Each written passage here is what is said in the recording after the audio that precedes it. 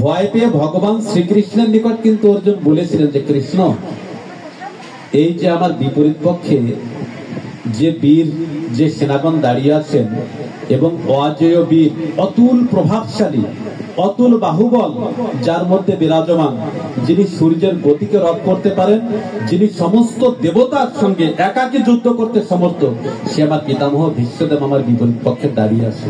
কৃষ্ণ, এই যুদ্ধ করতে করতে তুমি তো অস্ত্র ধরবে না, যদি কোনোভাবে কোনো একটি বাণ আমার হৃদয়ে এসে বিদ্ধ হয়, যদি আমি মরে যাই, তখন কিন্তু ভগবান শ্রীকৃষ্ণ বলেছিলেন যে অর্জুন, তোমার শরীরে যাতে বাণ বিদ্ধ না হয় এই জন্য তো আমি সামনে বসে আছি।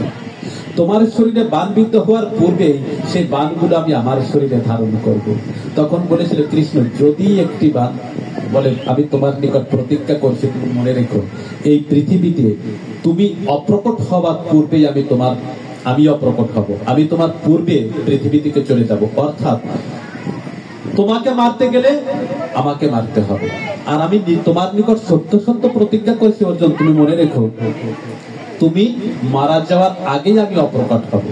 ভেবে দেখেন তো, অর্জুন কবে মারা গিয়েছিল আর আমার গোবিন্দ কবে অপ্রকট হয়েছিলেন? ভগবান কিন্তু তার প্রতিজ্ঞা রক্ষা করেছিলেন।